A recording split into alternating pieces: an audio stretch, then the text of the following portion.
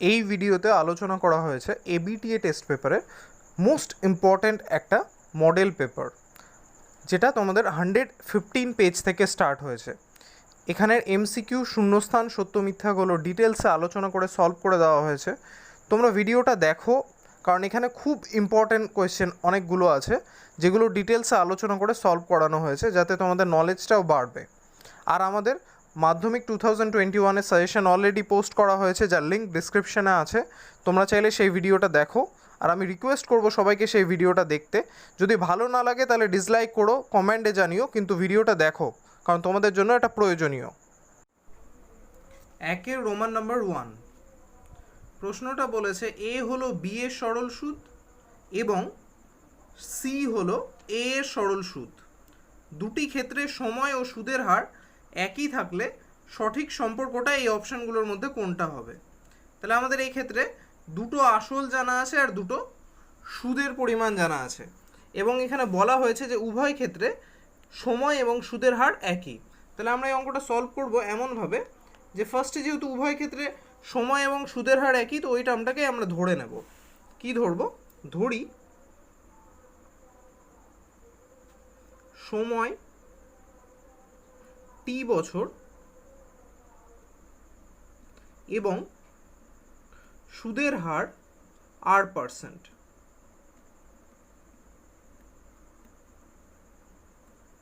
এমনটা। তাহলে প্রথম শর্তে ওরা বলেছে এ হলো বি এর সরল সুদ। তাহলে আমরা এখানে বি বের করি, অতএব বি টাকার টি বছরে R% হারে সুদ। আমরা জানি সরল সুদ বের করার ফর্মুলা খুব easy, P into R into T by 100, যদি আর সুদের হার আর টি সময় হয়। তবে এক্ষেত্রে আমাদের হচ্ছে আসলের পরিমাণ বি আর সুদের হার আর আর সময় টি। তাহলে B into R into T divided by 100। তাহলে এই হচ্ছে বি টাকার টি বছরে R% হারে সুদের পরিমাণ, যেটা প্রশ্নে বলা হয়েছে এ এর সমান। আরও একটা শর্ত এখানে বলা হয়েছে যে সি হলো এ এর সরল সুদ। তাহলে আমরা এখানে এ টাকারও বের করে নিই, টি বছরে R% হারে সুদ হচ্ছে আসল ইন্টু সুদের হার ইন্টু সময় বাই 100। তাহলে এই টাকা আমাদের প্রথমে সুদ, এই টাকা আমাদের দ্বিতীয়তে সুদ। আর বইয়ের অ্যাকর্ডিং বি টাকার সুদ হয় এ টাকা, তাহলে এই পরিমাণটা হচ্ছে এ এর সমান। আর বলা হয়েছে এ টাকার সুদ হয় সি টাকা, তাহলে এই পরিমাণটা সি এর সমান। তাহলে আমরা এখানে করব অতএব B R T by 100 equals to হচ্ছে এ। যেহেতু বি টাকার সুদের পরিমাণটা প্রশ্নে বলা হয়েছে এ, আর একটা জিনিস হচ্ছে এখানে A into R into T by 100 equals to হচ্ছে সি। যেহেতু প্রশ্নে বলা হয়েছে যে এ টাকার টি বছরে R% হারে, অর্থাৎ এ টাকার সুদের পরিমাণটা সি, আর আমরা বের করলাম সুদের পরিমাণটা এটা, তাই এটা ইকুয়ালস টু সি হলো। এবার এই দুটো সমীকরণকে ব্যবহার করে আমাদের ধরা টার্মটাকে অপনয়ন করব আমরা। ধরা টার্ম বলতে এখানে আর আর টি হচ্ছে আমরা ধরেছি, সেই দুটোকে অপনয়ন করব। সেই জন্য এখানে আমরা আর টির ভ্যালু কী পাচ্ছি? আর টির ভ্যালু এখানে আমরা পাচ্ছি এ ইন্টু 100। 100টা বাম পক্ষে ডিভাইডেড ছিল, ডান পক্ষে গিয়ে মাল্টিপ্লাই হলো, আর বিটা এখানে মাল্টিপ্লাই ছিল, এখানে এসে ডিভাইডেড। একইভাবে এখানে আমি কি পাবো? এখানে আর টি ইকুয়ালস টু পাচ্ছি সি ইন্টু 100 ডিভাইডেড বাই এ। তাহলে উভয় পক্ষে যদি আমি আর টির এই মানটা তুলনা করি, তাহলে আমি একটা সম্পর্ক পেয়ে যাব, যেটা আমাদের প্রশ্নে জানতে চেয়েছে। তাহলে আর টির মান তুলনা করলে আমরা এখানে পাচ্ছি A into 100 by B equals to C into 100 by A. Both side থেকে 100 100 ক্যান্সেল হয়ে যাবে, আর ক্রস মাল্টিপ্লিকেশন করলে আমরা পাচ্ছি এ ইন্টু এ অর্থাৎ A square equals to B into C অর্থাৎ বিসি। আর 100 100 ক্যান্সেল হয়ে যাবে, আমি ফার্স্টেই বললাম। আশা করি কারো বুঝতে অসুবিধা হচ্ছে না। তাহলে আমাদের সম্পর্কটা হচ্ছে এ স্কোয়ার ইকুয়ালস টু বিসি, যেটা আছে আমাদের কোয়েশ্চেনে অপশন নাম্বার সিতে। তাহলে আমাদের এই ফার্স্ট কোয়েশ্চেনটার অ্যান্সার হচ্ছে অপশন সি। কেউ যদি স্ক্রিনশট নিতে চাও তো এই হচ্ছে ফার্স্ট পার্ট আর এই হচ্ছে ফাইনাল পার্ট। তাহলে আমাদের ফার্স্ট কোয়েশ্চেনটার অ্যান্সার আমরা পেয়ে গেলাম অপশন নাম্বার সি।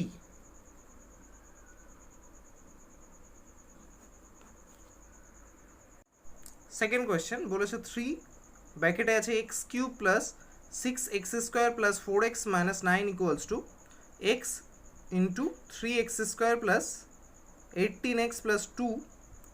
সমীকরণটা রৈখিক, দ্বিঘাত, ত্রিঘাত নাকি কোনোটিই নয়? রৈখিক অর্থাৎ একঘাত সমীকরণ যেটাকে বলে, অর্থাৎ যে সমীকরণে সবচেয়ে বড় চলরাশি সবচেয়ে বড় ঘাত 1 থাকে। তো আমরা এই সমীকরণটাকে একটু ক্যালকুলেশন করলেই বুঝতে পারবো এটা রৈখিক নাকি দ্বিঘাত নাকি ত্রিঘাত। তবে চলো ক্যালকুলেশন করা যাক।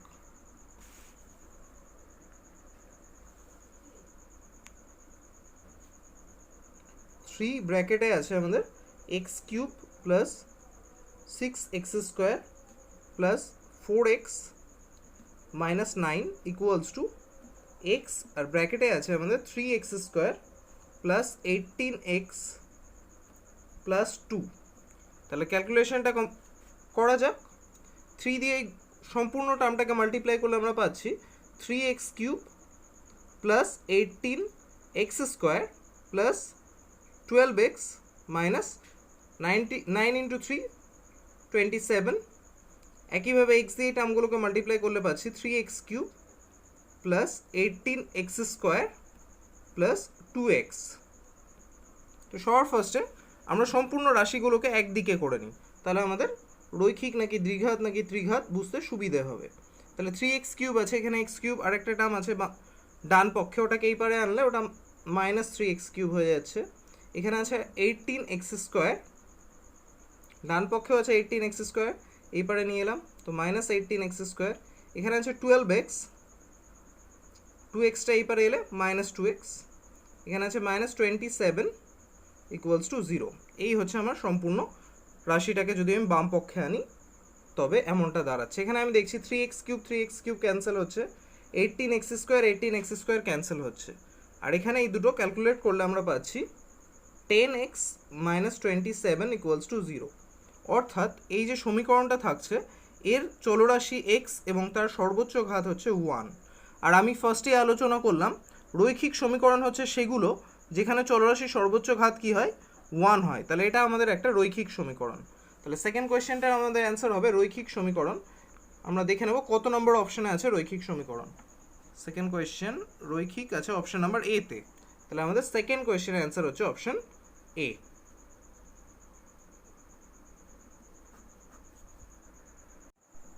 নেক্সট হচ্ছে থার্ড নাম্বার, বলেছে দুটি বৃত্ত পরস্পরকে স্পর্শ বা ছেদ না করলে বৃত্ত দুটো সাধারণ স্পর্শক সংখ্যা কটা হবে? তাহলে আমরা ছবি এঁকেই দেখে নিই। দুটো বৃত্ত পরস্পরকে না ছেদ করেছে আর না স্পর্শ করেছে, এটা ছিল আমাদের 1 নাম্বার। তাহলে এই হচ্ছে আমরা ধরে নিই আমাদের দুটো বৃত্ত, এই হচ্ছে ফার্স্ট বৃত্ত আর এই হচ্ছে সেকেন্ড বৃত্ত। এরা পরস্পরকে ছেদও করেনি স্পর্শও করেনি। এবার দেখা যাক এদের কতগুলো স্পর্শক আঁকা যায়। এদের দুটো সরল সাধারণ স্পর্শক এমনভাবে আঁকতে পারবো, আর দুটো আঁকতে পারবো তির্যক সাধারণ স্পর্শক এইভাবে এবং এইভাবে। তাহলে টোটাল হলো 4টে স্পর্শক, দুটো সরল সাধারণ আর দুটো তির্যক সাধারণ। আর আমাদের কত নম্বর অপশন আছে? 4, অপশন নাম্বার সি তে। তাহলে আমাদের থার্ড নাম্বার কোয়েশ্চেনের অ্যান্সার হচ্ছে অপশন নাম্বার সি।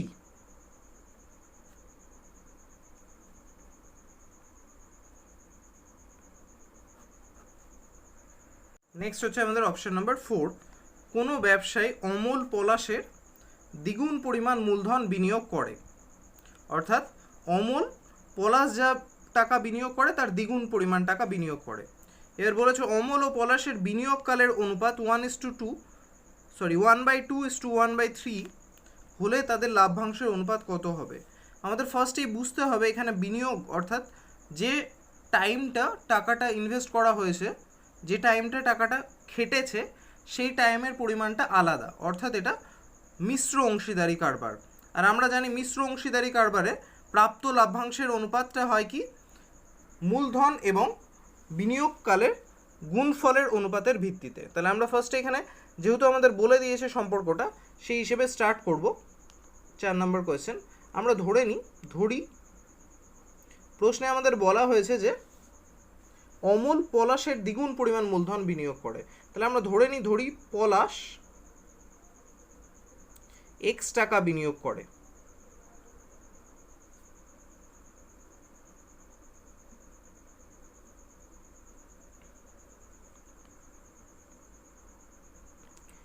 অতএব অমল তাহলে কত টাকা বিনিয়োগ করবে? অমল বিনিয়োগ করবে তার দ্বিগুণ,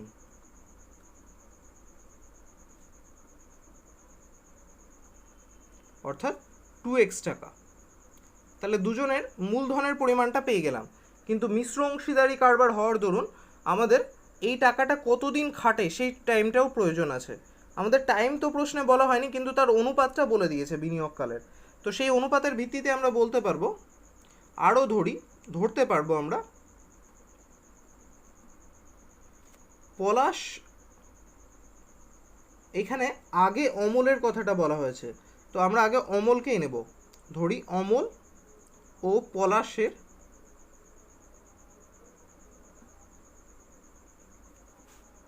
বিনিয়োগকাল যথাক্রমে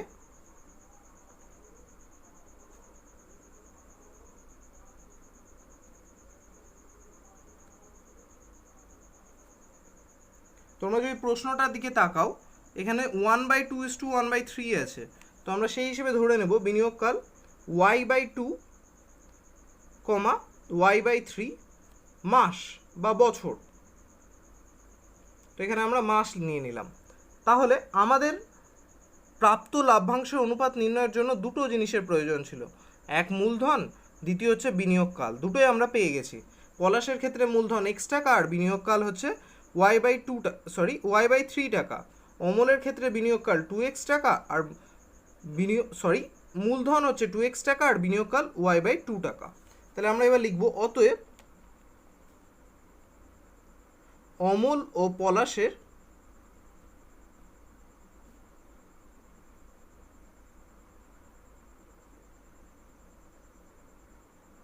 লাভ্যাংশের অনুপাত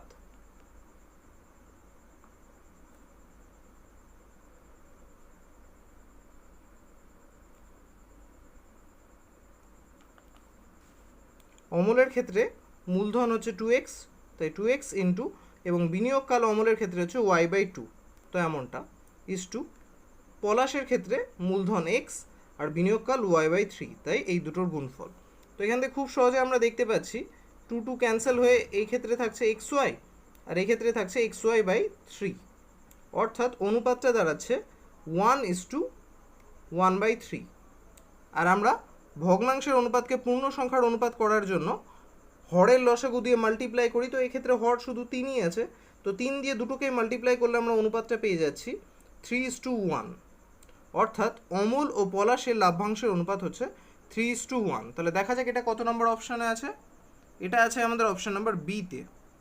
তাহলে আমাদের 4 নম্বর কোয়েশ্চেনের অ্যান্সার হচ্ছে অপশান বি।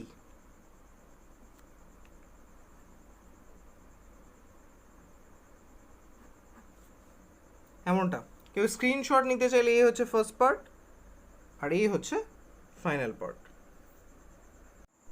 নেক্সট হচ্ছে আমাদের 5 নাম্বার, বলেছে এবিসি ত্রিভুজের ও পরিকেন্দ্র OAB 50 ডিগ্রি হলে ACBর মান হবে। চলো আমরা সলভ করব। প্রশ্নে আমাদের যেটা বলে দেওয়া আছে সেটা হচ্ছে এই যে ত্রিভুজ ABC এর পরিকেন্দ্র হচ্ছে O। তাহলে আমরা বৃত্তটা ফার্স্ট এঁকে নিলাম, আর এই হচ্ছে আমাদের ত্রিভুজ, এর নাম দিয়ে দিই ABC, এমনটা। পরিকেন্দ্র হচ্ছে O। কোয়েশ্চেনে আগে বলা হয়েছে যে OAB 50 ডিগ্রি হলে, অর্থাৎ এই কোণটা যদি 50 ডিগ্রি হয় তবে ACB কোণের ভ্যালু কত, তবে এই কোণটার ভ্যালু জানতে চেয়েছে। তো অঙ্কটা খুব সিম্পল। আমরা কি করব, এই OBটাকে জুড়ে নেব, অঙ্কন করব OB যুক্ত করে। তাহলে এখানে আমরা একটা ত্রিভুজ পাবো, যেই ত্রিভুজের এই বাহুটা এবং এই বাহুটা সমান, কারণ এরা উভয় একই বৃত্তের ব্যাসার্ধ। সেই সুবাদে এদের অপোজিট কোণ দুটো, অর্থাৎ এই কোণটা সমান হবে, এটা 50 হলে এটাও 50 হবে। আর একটা ত্রিভুজের দুটো কোণের মান 50 ডিগ্রি হয়, এই কোণটা আমরা পেয়ে যাব 180 থেকে সেই দুটো কোণের যোগফল বিয়োগ করে, এটা হয়ে যাবে তবে সেক্ষেত্রে আমাদের 80 ডিগ্রি। তারপর এই AB বৃত্তচাপের উপর এটা হবে আমাদের সম্মুখে কেন্দ্রস্থ কোণ, আর এটা হচ্ছে বৃত্তস্থ কোণ। আর যেহেতু বৃত্তস্থ কোণ কেন্দ্রস্থ কোণের অর্ধেক হয়, তাই এটা 80 হলে এটা হবে আমাদের 40 ডিগ্রি। চলো তাহলে লিখে লিখে কীভাবে করবে তোমরা আলোচনা করা যাক। শর্ট ফার্স্টে আমাদের যে ছোট্ট একটা অঙ্কন হলো সেটা লিখব, OB যুক্ত করা হলো।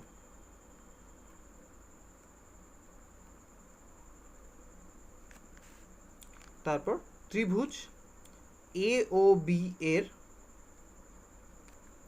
এও ইকুয়ালস টু বিও, একই বৃত্তের ব্যাসার্ধ এখানে ব্র্যাকেটে লিখতে পারো।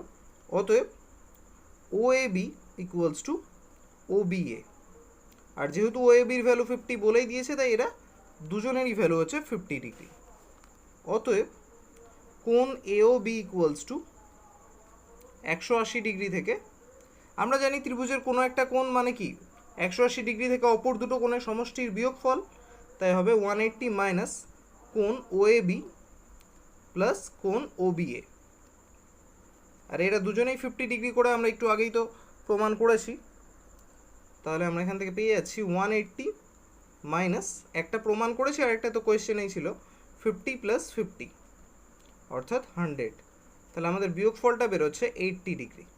তাহলে আমরা এ ও বি কোণের ভ্যালু পেয়ে গেলাম। এবার আমরা লিখব অতএব কোণ ACB equals to half of A O B, কারণ এ বি বৃত্তচাপের উপর, বা এ বি এখানে বলতে পারি এ বি উপচাপের উপর, কারণ এ বি বৃত্তচাপটা তুলনামূলক ছোট আছে এক্ষেত্রে এই এ বি উপচাপের চেয়ে, অধিচাপের চেয়ে, তাই আমরা বলবো এ বি উপচাপের উপর এ ও বি সম্মুখে কেন্দ্রস্থ কোণ এবং এসিবি বৃত্তস্থ কোণ।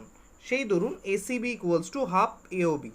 যদি বড় কোয়েশ্চেনে এই অঙ্কটা আসে তাহলে তোমরা অবশ্যই ব্র্যাকেটে সে কারণটা লিখবে। তাহলে আমরা এখানে আপাতত পাচ্ছি ACB equals two 1/2 into 80 degree.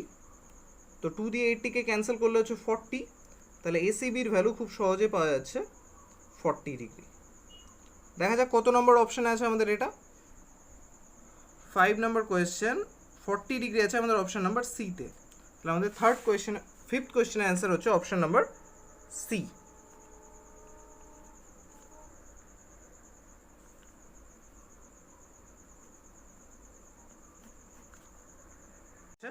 Six number, একটি নিরেট লম্ব বৃত্তাকার শঙ্কুর উচ্চতা এইচ, তির্যক উচ্চতা এল, ভূমির ব্যাস ডি হলে L square plus H square by D স্কোয়ারের ভ্যালু আমাদের জানতে চেয়েছে।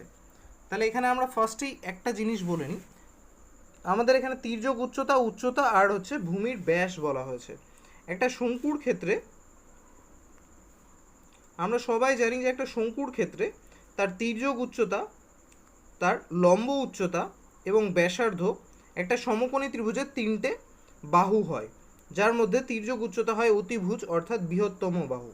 আর আমরা পিথাগোরাসের থিওরাম থেকে আগেই শিখেছি যে অতিভুজ স্কোয়ার ইকুয়ালস টু লম্ব স্কোয়ার প্লাস ভূমি স্কোয়ার হয়। সেই দরুন তির্যক উচ্চতা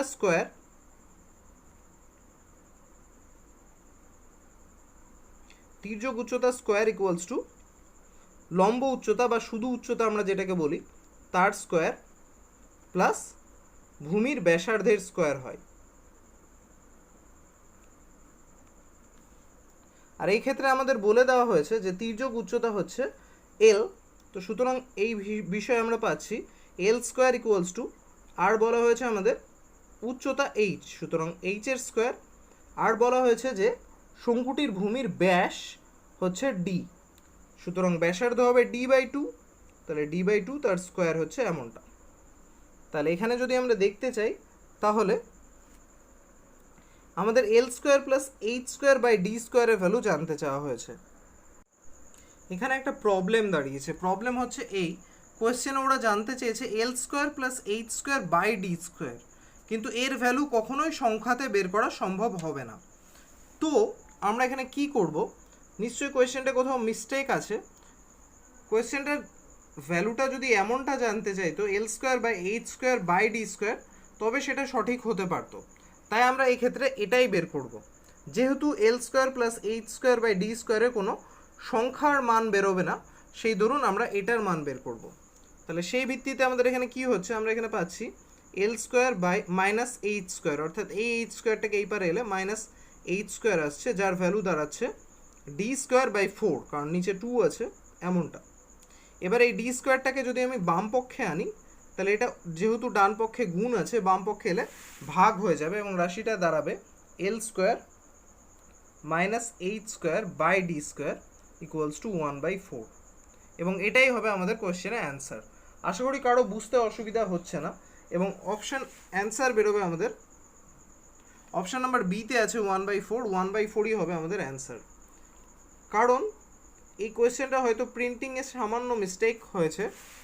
যদি এখানে L square minus H square by D square হয় তবেই এর ভ্যালু 1/4 বেরোচ্ছে, কিন্তু যদি L square plus H square by D square হয় তবে এর ভ্যালু সংখ্যায় বের করা সম্ভব হচ্ছে না।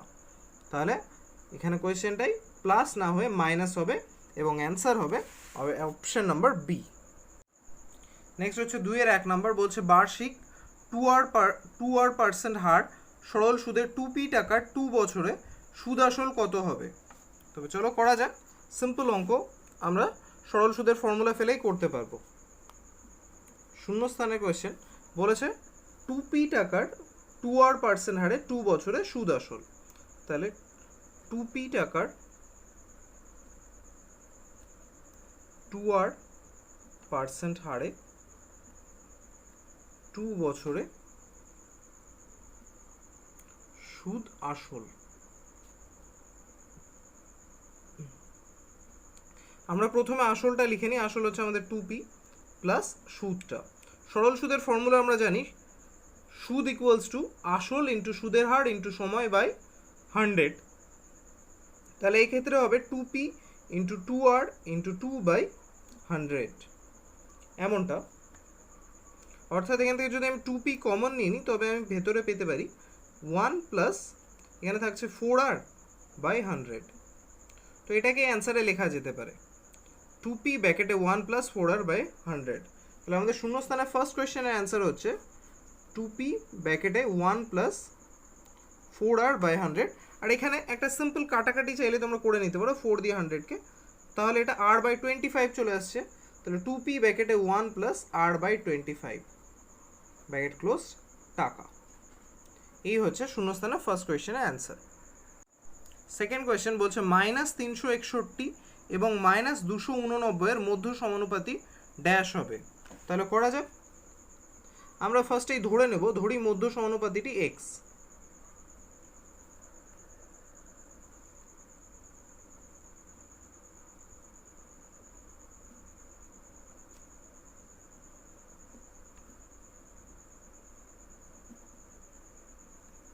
x, তাহলে আমরা এটাকে কীভাবে সাজাবো?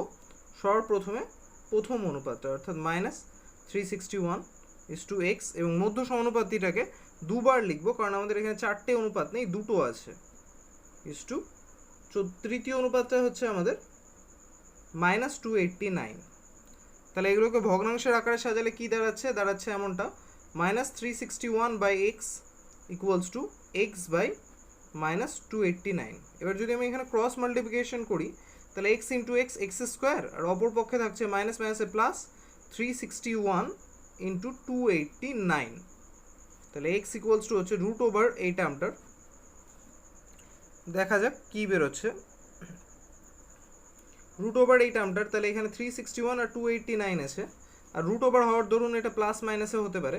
তো এই দুটো টার্মকে যদি আমরা দেখি তবে 289 যেটা সেটা হচ্ছে 17 এর স্কোয়ার, তাহলে এটাকে আমরা 17 ইন্টু 17 লিখতেই পারি।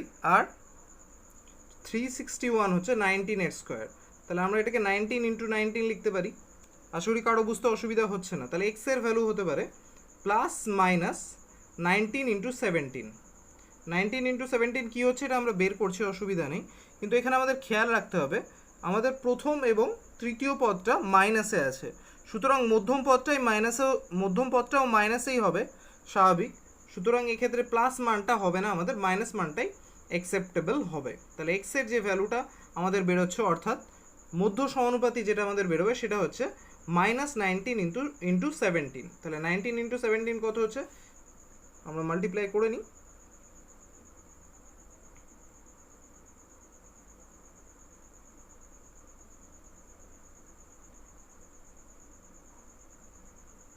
-323। তাহলে আমাদের অ্যান্সার বেরোচ্ছে x ইকুয়ালস টু -323। আশা করি কারো বুঝতে অসুবিধা হচ্ছে না। তাহলে আমাদের সেকেন্ড নাম্বার শূন্যস্থানে অ্যান্সার হচ্ছে -323। নেক্সট হচ্ছে শূন্যস্থানে থার্ড কোয়েশ্চেন, দুটি দ্বিঘাত করণীর যোগফল ও গুণফল একটি মূলদ সংখ্যা হলে করণীদ্বয় ড্যাশ হয়। আমরা জানি দুটো দ্বিঘাত করণীর শুধুমাত্র গুণফল যদি মূলদ সংখ্যা হয় তাহলে দ্বিঘাত করণী দুটো পরস্পর করণী নিরসক হয়, কিন্তু যদি গুণফলের সাথে সাথে যোগফলও মূলদ সংখ্যা হয় দুটো দ্বিঘাত করণীর, তাহলে তারা পরস্পর অনুবন্ধী করণী হয়। সুতরাং এক্ষেত্রে আমাদের অ্যান্সার কোনো ডাউট নেই, অনুবন্ধী করণী হবে। তাহলে আমাদের 3rd নাম্বার কোয়েশ্চেনের অ্যান্সার হচ্ছে অনুবন্ধী করণী।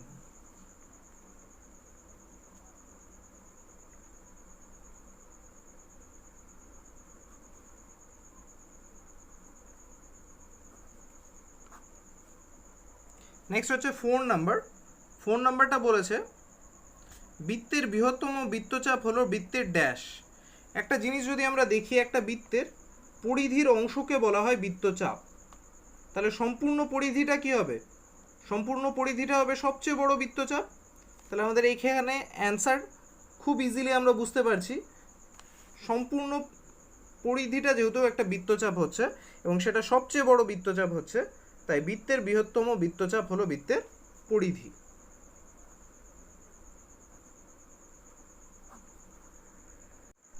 নেক্সট হচ্ছে 5 নাম্বার। 5 নাম্বার কোয়েশ্চেনটা বলেছে কোন ত্রিভুজের অন্তকেন্দ্র, পরিকেন্দ্র ও ভরকেন্দ্র একই হলে ত্রিভুজটি হবে ড্যাশ। আমরা জানি অন্তকেন্দ্র হচ্ছে ত্রিভুজের কোণের অন্ত সমদ্বিখণ্ডকের বিন্দুদ্বয় যেখানে মিলিত হয়, অর্থাৎ কোণের অন্তর্দ্বিখণ্ডক তিনটে যে বিন্দুতে মিলিত হয় সেটা হচ্ছে অন্তকেন্দ্র। পরিকেন্দ্র হচ্ছে বাহুর অন্তর্দ্বিখণ্ডকগুলো, অর্থাৎ বাহুগুলোকে সমদ্বিখণ্ডিত যে লাইনগুলো বেরোয় সেগুলো যেখানে মিলিত হয় সেটা। আর ভরকেন্দ্র হচ্ছে মধ্যমাগুলোর যেখানে মিলিত হয় সেই বিন্দুটা। আর সমবাহু ত্রিভুজের ক্ষেত্রে এই তিনটেই একই বিন্দু হয়, তাই এই ক্ষেত্রে আমাদের অ্যান্সার নো ডাউট কি হবে? সমবাহু ত্রিভুজ, কারণ সেই ক্ষেত্রে অন্তকেন্দ্র, পরিকেন্দ্র ও ভরকেন্দ্র একই হয়। তাহলে 5 নম্বর কোয়েশ্চেনের অ্যান্সার হচ্ছে আমাদের সমবাহু ত্রিভুজ।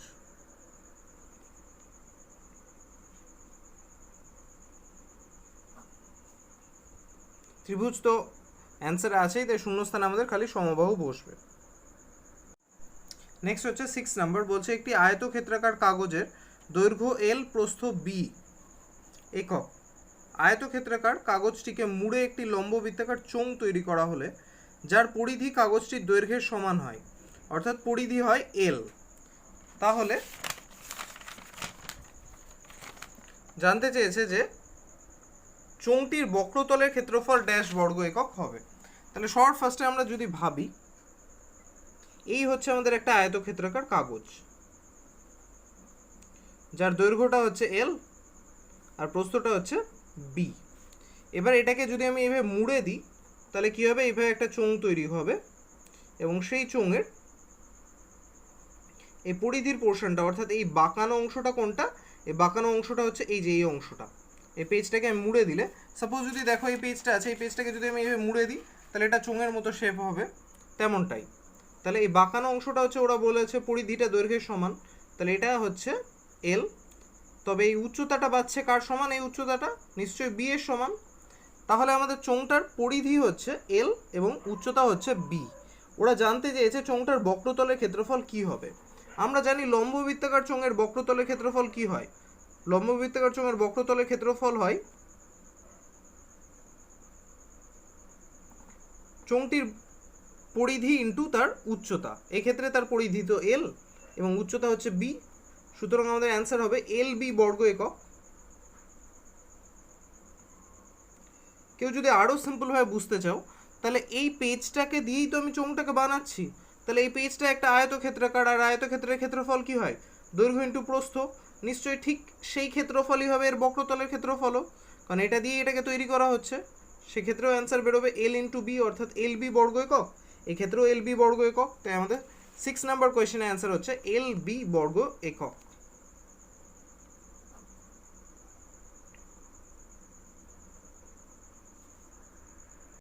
নেক্সট হচ্ছে 3-1। কোনো দ্রব্যের বর্তমান মূল্য P টাকা, বার্ষিক অপচয়ের হার R% হলে 2 বছর আগে বস্তুটির মূল্য ছিল এত টাকা। সত্য না মিথ্যা? তো আমরা ফার্স্টে অঙ্ক সলভ করে অ্যান্সারটা বের করে নিই আর দেখে নিই আমাদের অ্যান্সার আর প্রশ্নের অ্যান্সার একই হচ্ছে কিনা। সেই জন্য আমরা 2 বছর পূর্বে দ্রব্যটির মূল্য ধরে নিই X টাকা। ধরি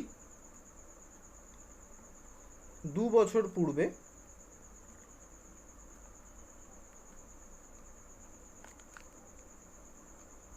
দ্রব্যটির মূল্য ছিল X টাকা।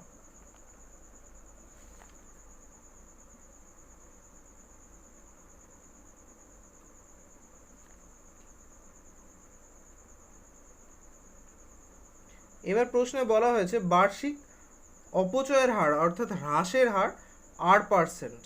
তাহলে R% হ্রাসে 2 বছর পর বস্তুটির মূল্য হবে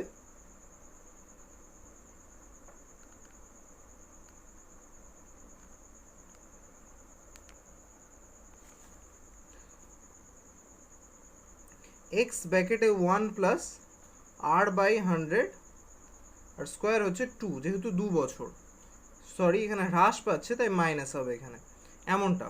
এর প্রশ্নে বলা হয়েছে যে আমাদের এই টার্মটা যেটা সেটা অর্থাৎ 2 বছর বর্তমানে জিনিসটার মূল্য, 2 বছর পূর্বে মূল্য ছিল x টাকা, তাহলে R% হ্রাসের পর 2 বছর পরে অর্থাৎ বর্তমানে মূল্য আমাদের হিসেবে বেরোচ্ছে এত টাকা, আর বইয়ের অ্যাকর্ডিং অর্থাৎ কোয়েশ্চেনে অ্যাকর্ডিং সেটা হচ্ছে p টাকা। তাহলে আমরা লিখতে পারি অতএব প্রশ্ন অনুসারে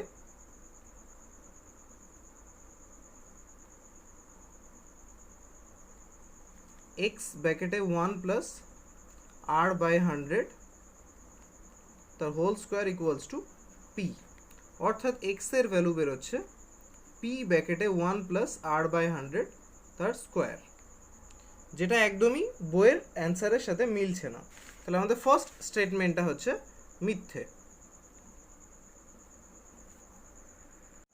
সেকেন্ড নাম্বার বলছে আসল ও শতকরা বার্ষিক সরল সুদের হার একই থাকলে মোট সুদ সময়ের সঙ্গে ব্যস্তানুপাতে থাকে।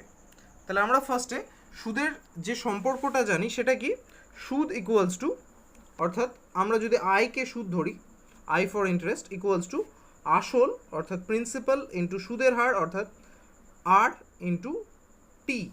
এখানে আর আমরা ধরছি সুদের হার রেট অফ ইন্টারেস্ট, আর টি হচ্ছে টাইম ডিভাইডেড বাই 100। এই হচ্ছে ফর্মুলা আমরা জানি। যদি আমরা আইকে সুদ, পিকে আসল, আরকে সুদের হার আর টিকে সময় বছরে ধরে থাকি। এর প্রশ্নে বলা হয়েছে যদি কোনো ক্ষেত্রে আসল আর শতকরা বার্ষিক সুদের হার একই থাকে সেক্ষেত্রে অর্থাৎ এই পি আর আরটা যদি অপরিবর্তিত থাকে তবে মোট সুদ অর্থাৎ আয়ের সাথে আমাদের জানতে চেয়েছে যে সময় অর্থাৎ টি এর সম্পর্ক কেমন হবে। তাহলে এখানে পি আরটা ধ্রুবক, তাহলে আমি বলতে পারি I equals to P R by 100, এই গোটা টার্মটাই ধ্রুবক। আর এই টিটাকে যদি আমি এই পারে নিই তবে I by T equals to হচ্ছে ধ্রুবক। আর আমরা জানি যখন দুটো রাশির ভাগফল ধ্রুবক হয় তার অর্থ হচ্ছে এই যে রাশি দুটো পরস্পর সমানুপাতে আছে, অর্থাৎ এখানে আই ভ্যারাইজেস টি। আর প্রশ্নে বলা হয়েছে যে আই অর্থাৎ মোট সুদ সময়ের সঙ্গে ব্যস্তানুপাতে থাকবে, অর্থাৎ দ্বিতীয় স্টেটমেন্টটাও মিথ্যে কারণ এখানে সমানুপাতে থাকছে।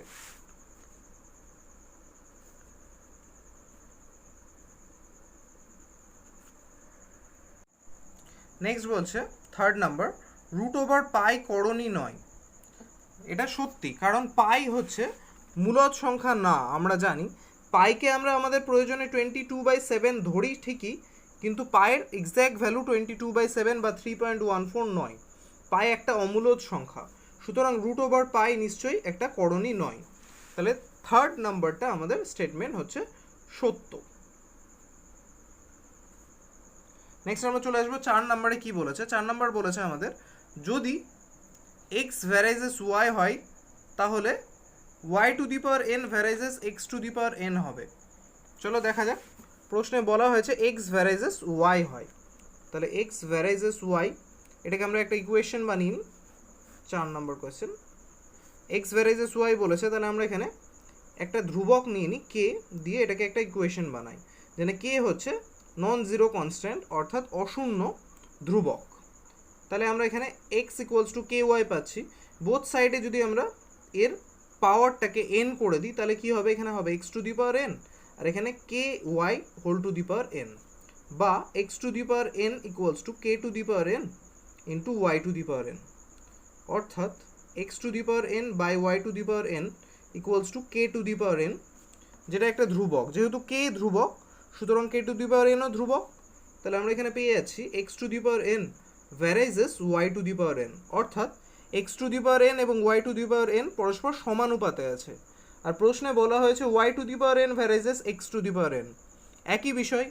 x to the power n y to the power n সমানুপাতে আছে থাকা বলা যায়, Y to the power N X to the power N সমানুপাতে আছে বলাও একই ব্যাপার। সুতরাং আমাদের 4 নম্বর স্টেটমেন্টটাও সত্য। নেক্সট হচ্ছে 5 নাম্বার, একটি সুষম পঞ্চভুজের যে কোনো 4টি শীর্ষবিন্দু সমবৃত্তস্থ হবে। আগে আমরা সুষম পঞ্চভুজের প্রত্যেকটা কোণের মান কত হয় সেটা জেনে নিই, তাহলে আমরা বুঝতে পারবো সেটা সমবৃত্তস্থ হবে কিনা। আমরা জানি সুষম বহুভুজের প্রতিটি অন্তঃকোণের মান বের করার ফর্মুলা হচ্ছে n-2 into 180 degree divided by n, এমনটা। তাহলে এই ক্ষেত্রে আমাদের সুষম পঞ্চভুজ, সুতরাং n এর ভ্যালু হচ্ছে 5, তাহলে তার প্রতিটি অন্তঃকোণের মান হবে 5 - 2 ইন্টু 180 ডিগ্রি বাই 5, তাহলে সেটা বের হচ্ছে 5 - 2 অর্থাৎ 3 ইন্টু 180 ডিগ্রি বাই 5, 5 দিয়ে 180কে ক্যান্সেল করলে হয় 36। তো আমাদের কোণের ভ্যালু বের হচ্ছে 3 ইন্টু 3 90 আর 3 6 8 অর্থাৎ 108 ডিগ্রি। এক একটা কোণ হচ্ছে 108 ডিগ্রি। তাহলে যদি আমাদের সুষম পঞ্চভুজটা সাপোজ ছবি হচ্ছে এমন, এই হচ্ছে আমাদের বৃত্ত আর সুষম পঞ্চভুজ, যদিও হয়তো সুষম আমি আঁকতে পারবো না, তবু তোমরা মনে মনে ভেবে নাও এটাই সুষম।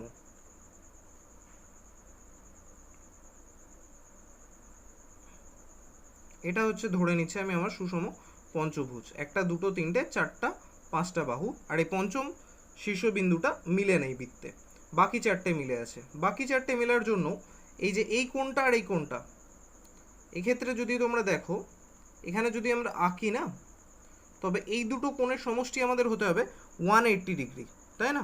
কিন্তু আমরা এক্ষেত্রে কি দেখছি, আমরা এক্ষেত্রে দেখছি এই যে এই সুষম বহুভুজের প্রত্যেকটা অন্তঃকোণের মান হচ্ছে 108 ডিগ্রি, অর্থাৎ এটা 108 ডিগ্রি এবং এটাও 108 ডিগ্রি। তাহলে দুটো সমষ্টি 180 হওয়ার প্রয়োজন আছে, কিন্তু আমাদের এই দুটো সমষ্টি বেরোচ্ছে 216, যদিও এখানে এইটুকুটা একটা কোণ ইনক্লুড আছে। আর একটু আমি ছবিটা আবার এঁকে নিয়ে তোমাদের প্রপার আলোচনা করছি। এরকম যদি হতো ছবিটা, অর্থাৎ এটাও যদি একটা বৃত্তস্থ চতুর্ভুজ হতো, পঞ্চভুজের 4টে শীর্ষবিন্দু মিলে যেটা তৈরি হয়েছে, এবং যেহেতু আমরা এক্ষুনি নির্ণয় করলাম সুষম পঞ্চভুজের প্রত্যেকটা অন্তঃকোণ 108 ডিগ্রি, সুতরাং এই কোণটাও হবে 108। আশা করি কারো বুঝতে অসুবিধা হচ্ছে না। এই কোণটাও হবে 108 এবং এই দুটো বাহু সমান হবে, কারণ এটা সুষম বহুভুজ। এই দুটো বাহু সমান হলে এই কোণটা আর এই কোণটা কত হচ্ছে, এই দুটো কোণ সমান হবে। আর 180 থেকে 108 মাইনাস করলে আমাদের থাকছে 72, অর্থাৎ এই কোণটা হচ্ছে 36 ডিগ্রি, এই কোণটা হচ্ছে 36 ডিগ্রি। এবার আমি আবার আগের কথায় আসি, আমাদের এই কোণটা ছিল 108 ডিগ্রি, এই গোটা কোণটাও ছিল 108 ডিগ্রি, তার মধ্যে 36 মাইনাস হবে অবশ্যই, কারণ তার মধ্যে এইটুকুটা হচ্ছে 36, তাহলে আমরা এই কোণটা পেয়ে যাব।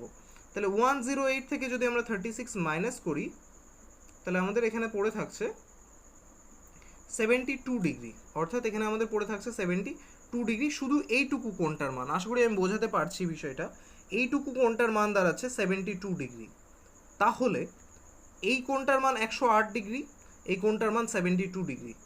এইটা যদি একটা বৃত্তস্থ চতুর্ভুজ হয়, তাহলে এই জিনিসটা একদম আইডিয়াল হচ্ছে, কারণ এই দুটো কোণের সমষ্টি 108 আর 72, এই দুটো কোণের সমষ্টি হচ্ছে 180 ডিগ্রি, অর্থাৎ এই কোণ দুটো পরস্পর সম্পূরক হচ্ছে। আর আমরা জানি বৃত্তস্থ চতুর্ভুজের বিপরীত কোণদ্বয় পরস্পর সম্পূরক হয়, একইভাবে এই দুটো কোণও পরস্পর সম্পূরক হবে। তাহলে দাঁড়াচ্ছে এই যে এই বৃত্তস্থ চতুর্ভুজটার এই যে 4টে বাহু নিয়ে, অর্থাৎ যে সুষম পঞ্চভুজ ছিল তার 4টে বাহু নিয়ে যদি আমি একটা বৃত্তস্থ চতুর্ভুজ ইমাজিন করি, তাহলে সেই স্টেটমেন্টটা সত্যি হচ্ছে। তাহলে নিশ্চয়ই এই পঞ্চভুজের 4টে শীর্ষবিন্দু একটা বৃত্তের পরিধির সঙ্গে টাচ করে থাকবে, এটাও কোনো আশ্চর্যের ব্যাপার না। তাহলে কোয়েশ্চেনে যে স্টেটমেন্টটা বলা হয়েছে, অর্থাৎ একটি সুষম পঞ্চভুজের যে কোনো 4টি শীর্ষবিন্দু সমবৃত্তস্থ, সেটা অক্ষরে অক্ষরে সত্য। তাহলে আমাদের 5 নম্বর কোয়েশ্চেন হচ্ছে, স্টেটমেন্ট হচ্ছে সত্য। আশা করি সবাইকে আমি ক্লিয়ার বোঝাতে পারলাম বিষয়টা, কেন এটা স্টেটমেন্টটা সত্য হচ্ছে। এটাতে আমরা হেল্প নিলাম বৃত্তস্থ চতুর্ভুজের বিপরীত কোণদ্বয় পরস্পরের সম্পূরক হয় সেইটার, আর এই ছোট্ট ফর্মুলাটার। নেক্সট হচ্ছে 6 নাম্বার, একটি লম্ব বৃত্তাকার শঙ্কুর ভূমির ব্যাসার্ধ, উচ্চতা ও তির্যক উচ্চতা সর্বদা একটি সমকোণী ত্রিভুজের বাহুত্রয় হবে। এই স্টেটমেন্টটা আমরা একটু আগেই যখন শূন্যস্থানে একটা অঙ্ক করছিলাম সেক্ষেত্রে আমরা করলাম। শূন্যস্থান না, সরি, এমসিকিউ এর একটা অঙ্ক করছিলাম। তোমরা দেখো এখানে আমরা আলোচনা করেছিলাম যে তির্যক উচ্চতা স্কোয়ার ইকুয়ালস টু উচ্চতা স্কোয়ার প্লাস ব্যাসার্ধ স্কোয়ার। অর্থাৎ একটা সমকোণী ত্রিভুজের 3টে বাহুত্রয় হচ্ছে তির্যক উচ্চতা, লম্ব উচ্চতা এবং ব্যাসার্ধ। তাহলে এই স্টেটমেন্টটা সম্পূর্ণ সত্য। তাহলে আমাদের 6 নম্বর স্টেটমেন্ট হচ্ছে সত্য।